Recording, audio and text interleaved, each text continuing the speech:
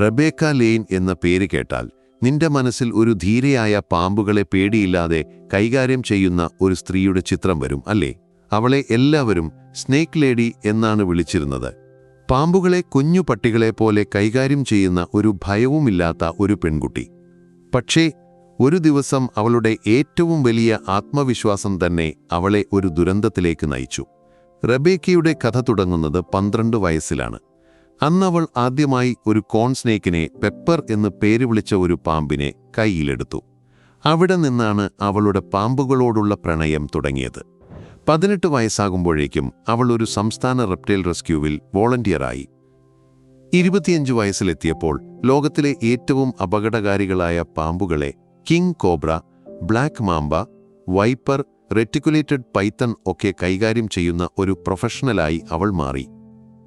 എന്നാൽ ഒരു പാമ്പ് അവളുടെ ജീവിതത്തെ എന്നേക്കുമായി മാറ്റി.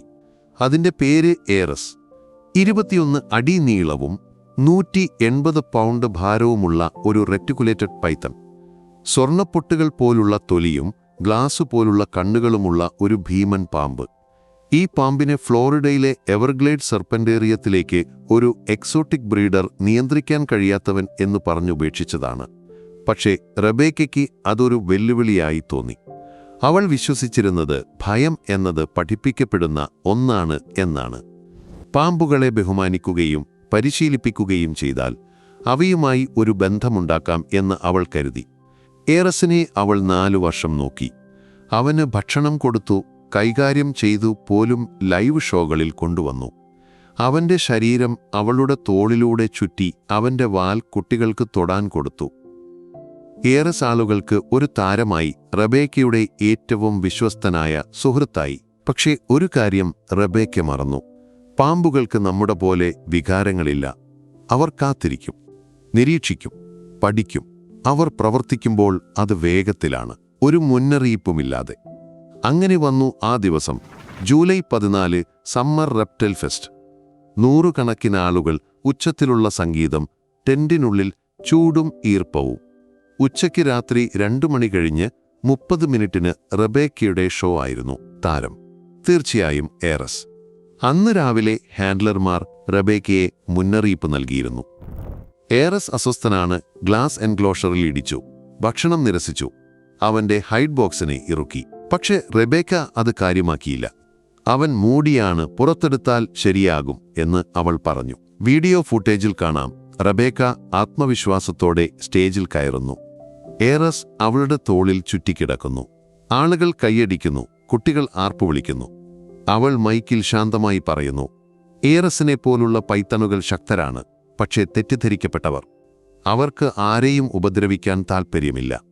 പക്ഷേ 30 സെക്കൻഡിനുള്ളിൽ എല്ലാം മാറി. ഏറസ് ചലിക്കാൻ തുടങ്ങി.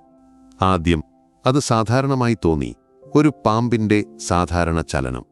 പിന്നെ അവൻ്റെ ശരീരം റബേക്കയുടെ കയ്യിൽ ഇറുകെ ചുറ്റി.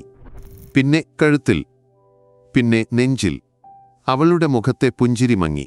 അവൾ സംസാരിക്കാൻ ശ്രമിച്ചു, പക്ഷേ ശബ്ദം പുറത്തു വന്നില്ല. സ്റ്റേജിൽ ഒരു അസിസ്റ്റന്റ് ഓടിക്കയറി, പിന്നാലെ മറ്റൊരാൾ. അവൾ ചലിക്കുന്നില്ല, നീലനിറമാകുന്നു. ദൈവമേ, അവനെ എടുക്കൂ എന്ന് ആരോ വിളിച്ചു പറഞ്ഞു. പക്ഷേ ഏറസ് ഇറുക്കി വരിഞ്ഞിരുന്നു. ഒരു പൈത്തൺ കടിച്ചല്ല കൊല്ലുന്നത്. അവൻ മുറുക്കും, നിശബ്ദമായി, സിസ്റ്റമാറ്റിക്കായി, ഹൃദയമിടിപ്പ് നിൽക്കുന്നതുവരെ. 90 സെക്കൻഡിനുള്ളിൽ റബേക്ക ബോധരഹിതയായി. 3 മിനിറ്റിനുള്ളിൽ അവളുടെ നാഡി നിന്നു. ഒരു ട്രാങ്കുലൈസർ ഉപയോഗിച്ചും 5 ശക്തരായ ആളുകൾ ചേർന്നും ഏറസിന്റെ വളയങ്ങൾ അഴിച്ചെടുക്കേണ്ടി വന്നു. ഉച്ചയ്ക്ക് പുലർച്ചെ 3 മണി കഴിഞ്ഞ് 7 മിനിറ്റിന് റബേക്ക ലെയ്ൻ മരിച്ചതായി പ്രഖ്യാപിച്ചു. അവൾക്ക് വെറും 32 വയസ്സായിരുന്നു. വാർത്തകൾ പെട്ടെന്ന് പരന്നു. പാമ്പ് ഷോ മരണത്തിൽ അവസാനിച്ചു. പൈത്തൺ ഹാൻഡ്ലറെ ലൈവ് ഷോയിൽ കൊന്നു. പൊതുജനം സ്നേഹിച്ചവൾ അവളുടെ താര പാമ്പിനാൽ കൊല്ലപ്പെട്ടു. ഒരു അന്വേഷണം തുടങ്ങി. എന്തുകൊണ്ടാണ് 21 അടി നീളമുള്ള ഒരു പാമ്പിനെ ലൈവ് ഷോയിൽ ഉപയോഗിച്ചത്? എന്തുകൊണ്ട് രണ്ടാമതൊരു ഹാൻഡ്ലർ സ്റ്റേജിൽ ഉണ്ടായിരുന്നില്ല? എന്തുകൊണ്ട് ഏറസിന് സുരക്ഷാ ഹാർനസ് ഉപയോഗിച്ചില്ല? സർപ്പന്റേറിയം ഒരു പ്രസ്താവന ഇറക്കി, ഞങ്ങൾ തകർന്നിരിക്കുന്നു. റബേക്ക പരിചയസമ്പന്നയും ജാഗ്രതയുള്ളവളുമായിരുന്നു. ഇത് ഞങ്ങൾ ഒരിക്കലും പ്രതീക്ഷിച്ചില്ല. പക്ഷേ മുൻ ജീവനക്കാർ വേറൊരു കഥ പറഞ്ഞു. ഒരാൾ പറഞ്ഞു, അവിടെ യാതൊരു പ്രോട്ടോക്കോളും ഇല്ലായിരുന്നു. റബേക്ക അവൾക്ക് തോന്നിയത് ചെയ്തു. ഏറസ് മാറുന്നുണ്ടെന്ന് ഞങ്ങൾ മുന്നറിയിപ്പ് നൽകിയിരുന്നു. സൂചനകൾ ഉണ്ടായിരുന്നു. പാമ്പുകൾ മുരളില്ല, അലറില്ല, പക്ഷേ അവർ നിരീക്ഷിക്കും. ഇരയുടെ പെരുമാറ്റം സ്ഥിരമാണെങ്കിൽ അവർ അത് ഓർത്തുവയ്ക്കും. വിദഗ്ധർ പറയുന്നത് റെബേക്കയുടെ ചലനം, ശരീര താപനില, മണം ഇതൊക്കെ കണ്ട് ഏറസ് അവളെ ഭക്ഷണമായി തെറ്റിദ്ധരിച്ചുവെന്നാണ്. ചിലർ പറയുന്നത് ഷോയിലെ ശബ്ദം, ചൂട്, ലൈറ്റിംഗ് എന്നിവയ്ക്ക് പ്രതികരിച്ച് അവൻ പ്രതിരോധത്തിനായി ആക്രമിച്ചതാകാമെന്നാണ്. എന്തായാലും ഈ ദുരന്തം തടയാമായിരുന്നു. പാമ്പുകൾ വെറുപ്പുകൊണ്ടല്ല പ്രവർത്തിക്കുന്നത്. അവയുടെ സഹജവാസനകൾ, പുരാതനമായ മസ്തിഷ്കം, അവയ്ക്ക് വികാരമോ പശ്ചാത്താപമോ ഇല്ല. റെബേക്ക വിശ്വസിച്ചിരുന്നത് സ്നേഹവും പതിവ് ദിനചര്യയും ഈ സഹജവാസനകളെ മറികടക്കുമെന്നാണ്. പക്ഷേ അവൾ തെറ്റി. റെബേക്കയുടെ മരണശേഷം ഏറസിനെ ഒരു സുരക്ഷിത റെപ്റ്റൈൽ റിസർച്ച് സെന്ററിലേക്ക് മാറ്റി. അവനെ കൊന്നില്ല. റെബേക്കയുടെ കുടുംബം പാമ്പിനെ കുറ്റപ്പെടുത്താൻ ആഗ്രഹിച്ചില്ല. പകരം അവർ Rebecca Lane foundation for reptile safety തുടങ്ങി. ഹാൻഡ്ലർമാർക്ക് പരിശീലനം നൽകാനും എക്സോട്ടിക് ഷോകൾക്ക് കർശനമായ നിയന്ത്രണങ്ങൾ കൊണ്ടുവരാനും വലിയ പാമ്പുകളുമായി പ്രവർത്തിക്കുന്നതിൻ്റെ യഥാർത്ഥ അപകടങ്ങൾ ആളുകളെ ബോധവത്കരിക്കാനും വേണ്ടിയാണ് ഈ ഫൗണ്ടേഷൻ. അവളുടെ അനുസ്മരണ ചടങ്ങിൽ റെബേക്കയുടെ ജേണലിൽ നിന്ന് ഒരു വരി വായിച്ചു. പാമ്പുകൾക്ക് നമ്മളെ ആവശ്യമില്ല, പക്ഷേ നമ്മൾ അവയെ മനസ്സിലാക്കണം. അവർക്ക് അത്രയെങ്കിലും നമ്മൾ കടപ്പെട്ടിരിക്കുന്നു. പക്ഷേ മനസ്സിലാക്കൽ മാത്രം റെബേക്കയെ രക്ഷിക്കാൻ പോരാ. ഈ കഥ നമ്മെ ഓർമ്മിപ്പിക്കുന്നത് കാടിനെ ഒരു കൂട്ടിൽ അടയ്ക്കാമെന്നാണ്. അപകടം പതിവിന്റെ മുഖം വഹിക്കാം. ഏറ്റവും ശാന്തമായ ജീവി പോലും ഒരു മുന്നറിയിപ്പുമില്ലാതെ ഒരു കൊലയാളിയാകാം.